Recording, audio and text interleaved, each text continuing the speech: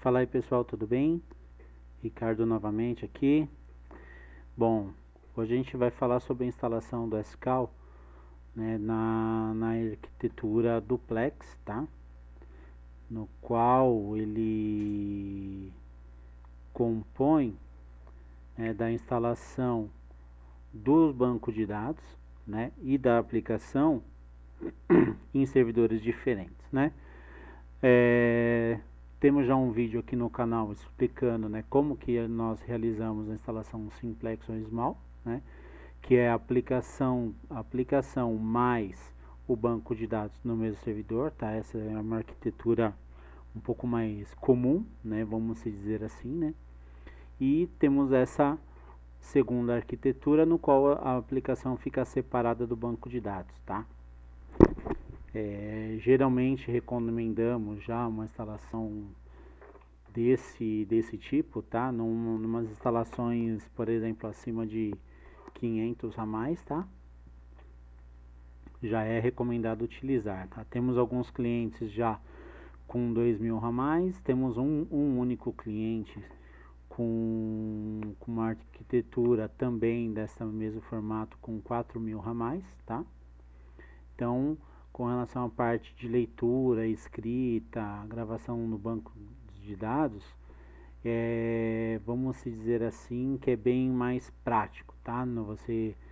Você vai dividir, né? Então, parte da carga vai ficar nesse primeiro servidor, né? Que é o servidor de aplicação, né? No qual vai cuidar de toda a arquitetura, de toda a aplicação de telefonia, então gravação, transferência, chamada, RTP, vamos dizer assim, tudo relacionado à parte de telefonia fica nesse primeiro servidor, né?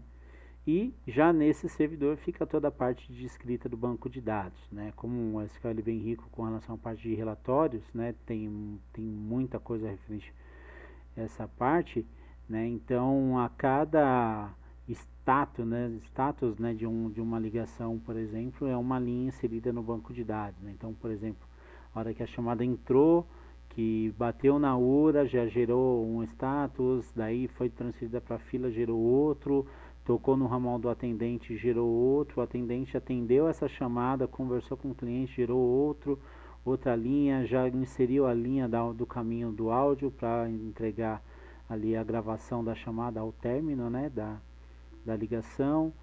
Também questão parte, né, de relatórios, assim, né, ele utiliza muito essa parte do banco de dados, tá?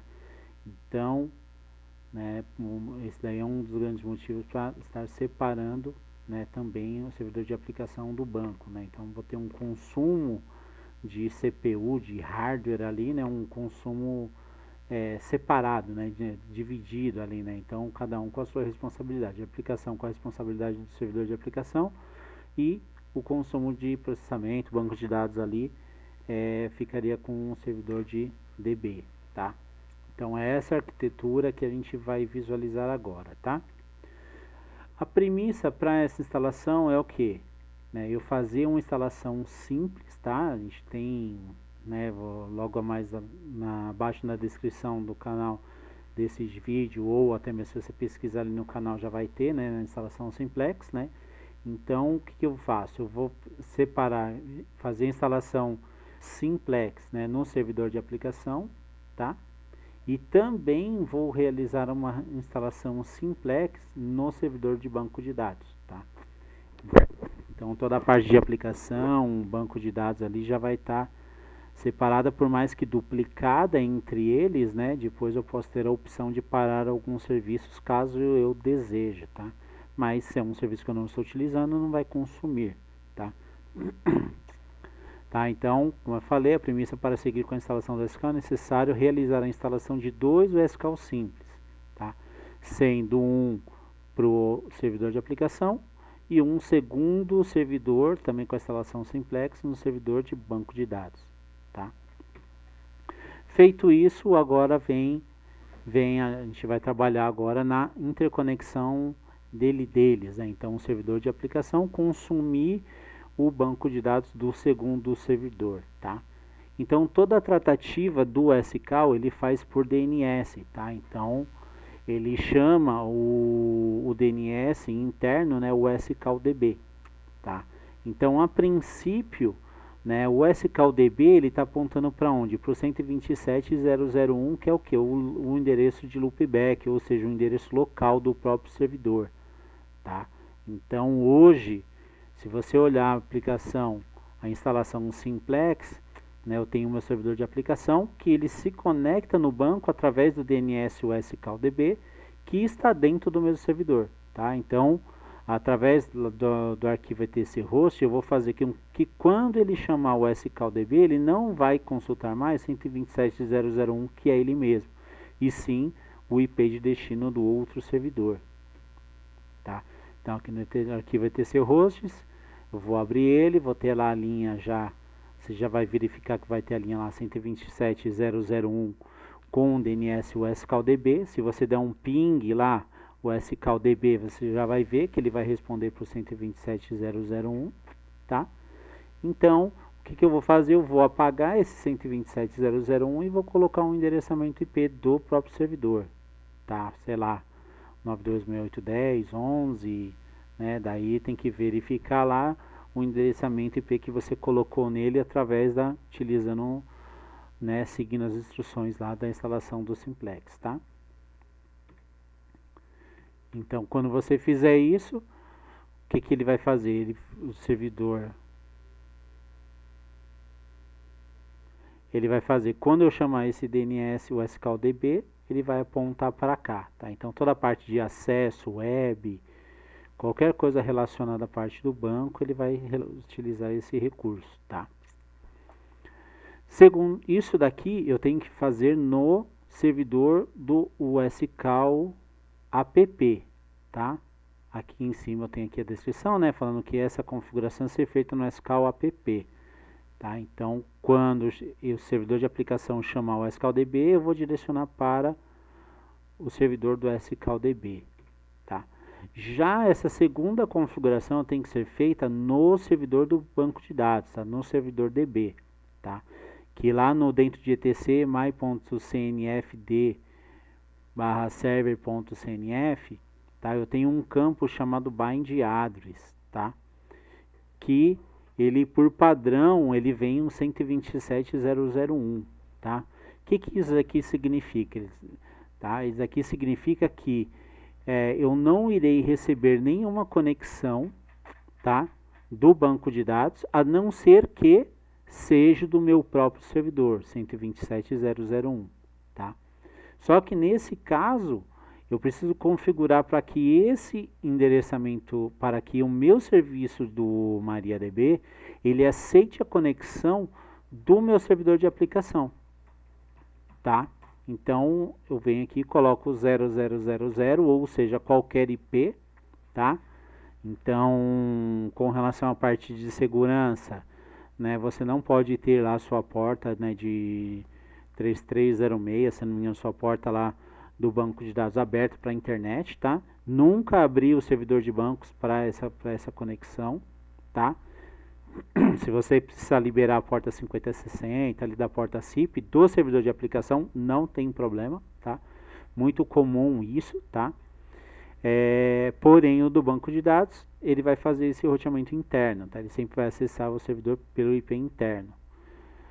Ricardo, posso colocar nesse bind address o endereçamento IP do servidor de aplicação? Não vejo problema, tá?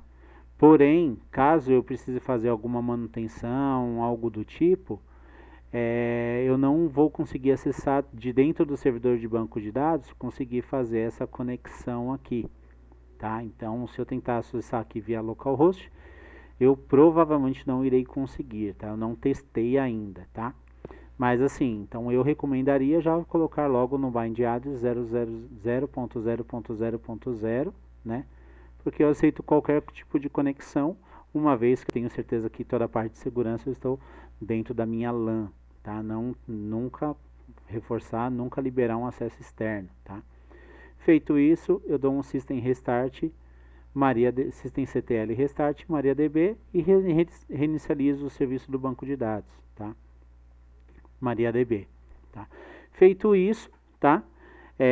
o SQL já vai estar, provavelmente já vai estar conectando, tá? Um servidor de aplicação diretamente no seu servidor do banco de dados, né? E como realizar esse teste, tá? Então, como eu defini um novo, eu estou utilizando um outro banco de dados, não estou mais utilizando o meu banco de dados local, tá? O que eu faço? Eu vou lá, restarto minha senha do SQL ADM, tá? Então, eu vou lá, barra etc, barra SQL barra, ponto, barra, reset, traço admin, traço pass, ponto, php, tá? O que ele vai fazer aqui, para quem não assistiu a primeira, nosso vídeo lá sobre a primeira instalação, ele vai dar um reset na senha do SQL DM, tá? Apenas lembrando que o SQL ele não trabalha com usuário e senha default, tá? Até por questão de segurança, como a gente trabalha com parceiros, tem clientes que precisam ter esse acesso, então não existe um usuário e senha padrão, tá? Com relação se você pretende ser nossos clientes, se você pretende ser nossos parceiros, pode ficar tranquilo, tá? Com relação a essa parte de segurança, porque você mesmo que vai definir qual que é a sua senha, tá?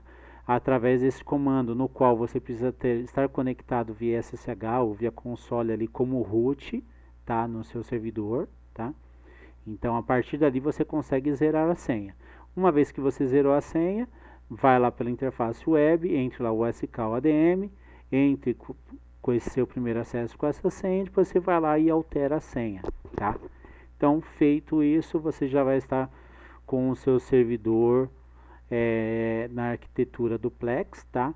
Funcionando, onde o servidor de aplicação é um endereçamento IP, que vai cuidar toda a parte de registro, né, dos ramais, tá? Então, imagina que eu tenho ali um 92.168.10 no de aplicação e o 11 no banco de dados. Então, todos os meus ramais estarão se registrando no 92.168.10.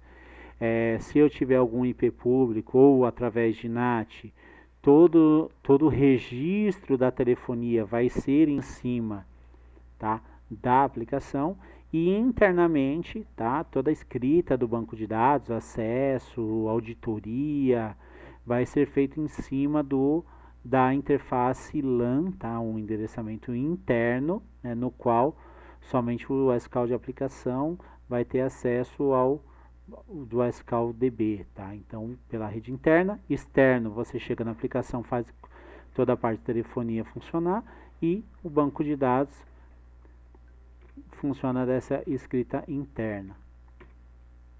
Beleza? É isso, pessoal. Muito obrigado, bom trabalho a todos. Estarei colocando o link da instalação Simplex, tá? Logo abaixo na descrição, beleza? Valeu, pessoal.